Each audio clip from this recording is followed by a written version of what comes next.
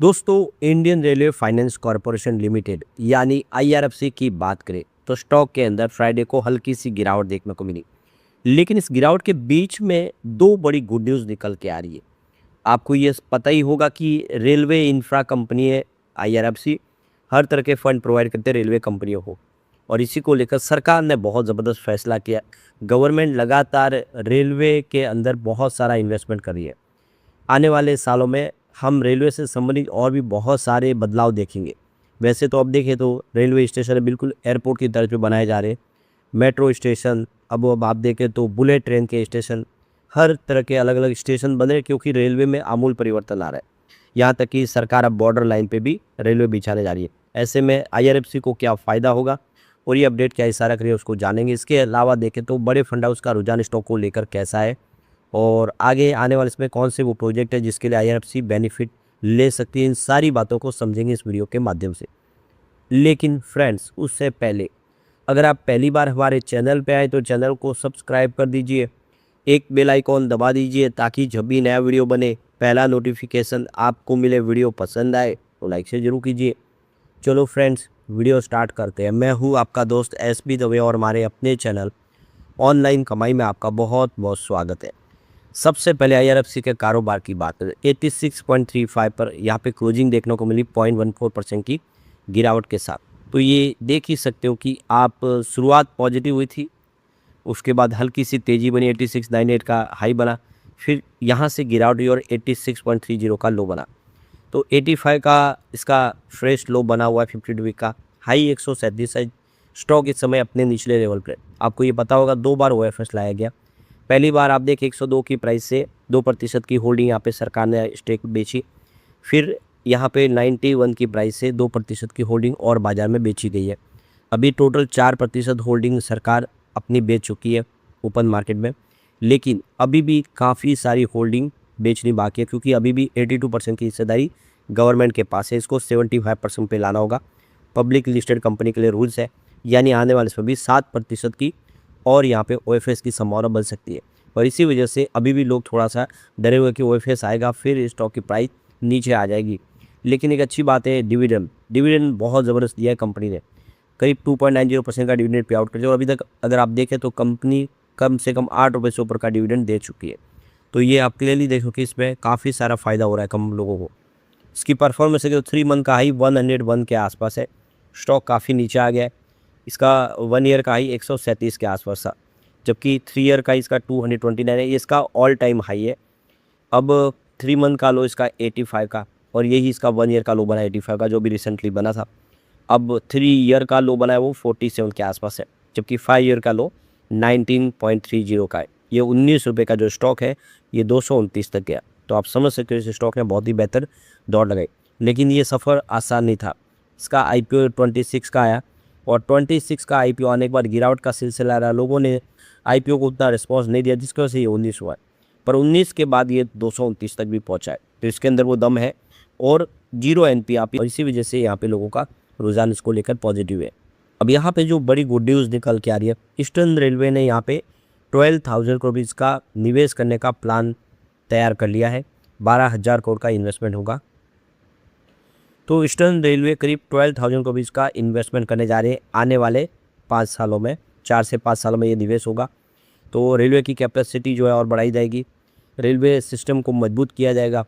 तो ये देख सकते हो कि यहाँ पे रेल सिनर्जी और बंगाल असम में जो एमएसएमई वेंडर कनेक्ट समिट 2026 हो, उसके दौरान जो कोलकाता ईस्टर्न रेलवे के जनरल मैनेजर है गीतिका पांडे की तरफ से ये बयान निकल कर आया है कि रेलवे अपने इस सेक्टर के अंदर आप देखें तो मल्टी ट्रैकिंग, इसके अलावा मॉडर्नाइजिंग और रेलवे यार्ड और डेवलपिंग के लिए टर्मिनल्स बनाने के लिए काफ़ी सारा खर्च करने जा रहे हैं। तो गीतिका पांडे का कहना है कि रेलवे नेटवर्क को मजबूत किया जा रहा है, कनेक्टिविटी और बढ़ाई जा रही है, लॉजिस्टिक कॉस्ट है उसको कम किया जा रहा है और जब ट्रैक बढ़ेंगे तो आप देखें जो लोड है वो भी कम हो जाएगा। तो काफ़ी सारा आप देख सकते हो कि यहाँ पे इन्वेस्टमेंट हो रहा है। तो ये एमएसएमई जो स्टेक होल्डर का जो समिट था जिसके अंदर रेलवे इंफ्रा से संबंधित उन्होंने एक बड़ा अनाउंसमेंट किया है कि बहुत सारा निवेश होगा। करीब 12,000 करोड़ का इन्वेस्टमेंट करने जा रही है ईस्टर्न रेलवे। तो ये आप समझ सकते हो कि एक बड़ी अपॉर्चुनिटी यहाँ पे आईआरएफसी के लिए भी दिखाई दे रही है। अब एक जो बड़ी गुड न्यूज़ और निकल के आ रही है, कैबिनेट ने 13,040 करोड़ रुपीज़ के रेलवे और हाईवे प्रोजेक्ट को हरी झंडी दे दी है।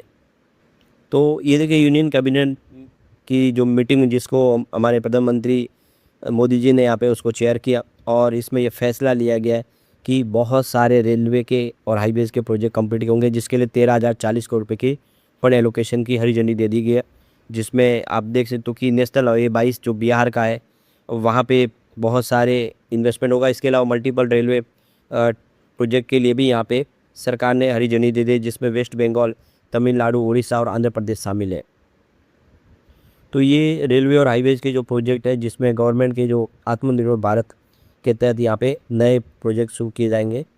तो इसमें से आप देखिए 3,590 करोड़ रुपये जो खर्च होगा, जिसमें आप देखिए 4 लेन बनाई जाएगी। नेशनल हाईवे 22 बिहार का जो है उसको मजबूत किया जाएगा, इसमें खर्च किया जाएगा। 4 लेन बनाया जाएगा इसको।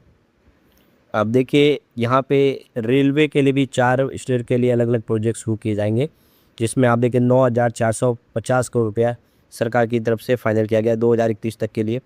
तो इसके माध्यम से देखें तो इंडियन रेलवे नेटवर्क को और मजबूत किया जाएगा। करीब 410 किलोमीटर तक के कनेक्टिविटी बढ़ाई जाएगी, जिसमें 6,450 जो विलेज है वो कवर हो जाएंगे, यानी 60 लाख पॉपुलेशन को इसका फ़ायदा मिलेगा। तो यहाँ पे प्रोजेक्ट की बात करें तो ये देख सकते हो कि खड़गपुर भद्रक रानीताल ये 4th लेन बना नई बिछाई जाएगी। 173 किलोमीटर का वेस्ट बंगाल और उड़ीसा के बीच में एक बड़ा प्रोजेक्ट ये होगा। इसके बाद में भद्रक यहाँ पे हरिदासपुर 4th लाइन भी दी जाएगी। ये 75 किलोमीटर का ओडिशा के अंदर ये प्रोजेक्ट कंप्लीट होगा। इसके अलावा यहाँ पे देखें तो गुमी डिपंडू गुड्डूर 3rd और 4th रेलवे लाइन बिछाई जाएगी। 90 किलोमीटर का ये आंध्र प्रदेश और तमिलनाडु के अंदर प्रोजेक्ट कंप्लीट किया जाएगा। इसके अलावा कटक पारादीप जो देखो कि बदांदा जो 3rd और 4th लाइन बिछाई जाएगी, ये 72 किलोमीटर का उड़ीसा के अंदर प्रोजेक्ट होगा। ये सारे रेलवे के प्रोजेक्ट कंप्लीट होंगे, यानी इनके लिए फंड की आवश्यकता पड़ेगी और ये इन IRFC के माध्यम से पूरी की जा सकती है।